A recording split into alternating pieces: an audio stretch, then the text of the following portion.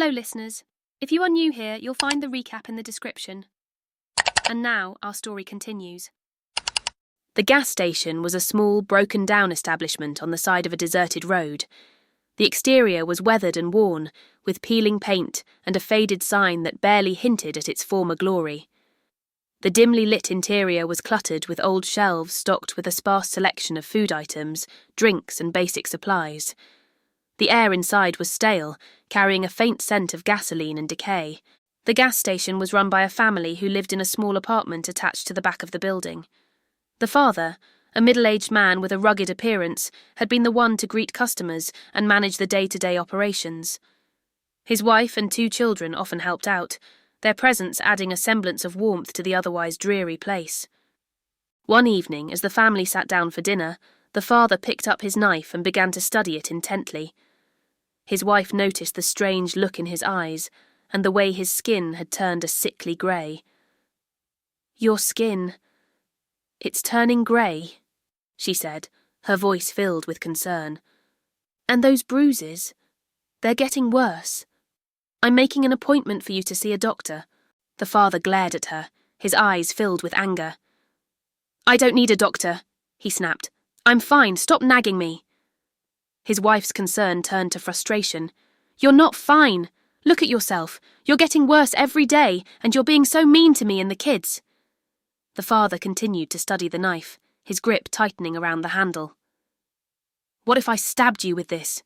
Would that shut you up?" he barked. The mother stood slowly, the chair making a scraping sound against the linoleum floor. She began to back away, her eyes wide with fear.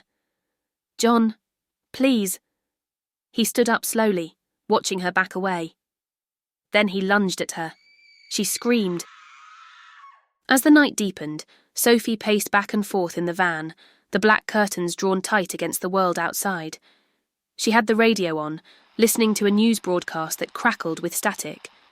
And then she heard another vehicle approaching and quickly looked out the window through the small gaps in the curtains. The moonlight cast shadows across the field.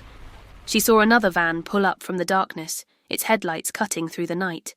The man who had taken Sophie approached the other vehicle with a confident stride, his silhouette tall against the moonlit backdrop. Sophie pressed her ear against the cold window, trying to catch any sounds. She heard the driver of the other van greet her captor. "Hey, Vincent," his voice low but clear. Sophie took a deep breath and pounded on the van's windows with her fists. "Help! I'm in here!" she yelled. Vincent turned and looked directly at her, his eyes cold. Sophie froze, her fist still raised. Then she watched as Vincent waved at the driver as he pulled away, driving across the field, his taillights gradually fading into the distance. Sophie crumpled onto the bed, crying silently. Sophie stood outside the van, the early pre-dawn light casting a soft glow over the field. She wore a large t-shirt Vincent had given her, which hung loosely on her frame. The air was cool and still, and she could hear Vincent working behind the van. Over the past few weeks, they had settled into a routine. Sophie spent her days listening to news broadcasts and doing light chores, while Vincent often disappeared for hours, returning with various supplies. Always remembering to lock her inside before he left. Now she dipped her jeans into a bucket of water, swishing them around to clean off the dirt and grime. She held them up, inspecting them in the dim light, then dipped them back into the water for another rinse. As Sophie worked, her mind wandered to thoughts of escape. The darkness around her made it difficult to see, leaving her unsure of which direction to take if she decided to run. Despite the troubling news reports and the challenges they presented, Sophie longed to see her family and ensure they were safe. Yet, her fear of Vincent was ever present. The way he moved, the coldness in his eyes, and his unpredictable behaviour kept her in a constant state of fear. The memory of his rough treatment and the ever-present threat of violence kept her on edge, always wary of his next move. Contemplating these thoughts, she continued with her task, draping her jeans over a bush, causing the leaves to rustle softly as she adjusted the fabric. She then repeated the process with a shirt, dipping it into the bucket, swirling it around and hanging it on a branch to dry. Later, Sophie sat in the dark van, listening to the crackling voice of the news reporter on the old radio. The small light inside the van cast a dim glow, barely illuminating her surroundings. She pulled back a corner of the window cover and saw the first light of dawn creeping over the horizon. The news reporter's voice was filled with urgency. The government has declared a state of emergency in several major cities.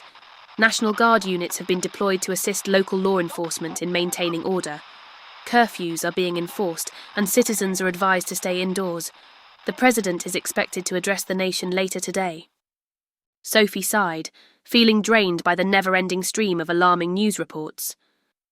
She heard the van door open and turned to see Vincent entering. He moved silently to his space in the back, pulling the dark curtains around him.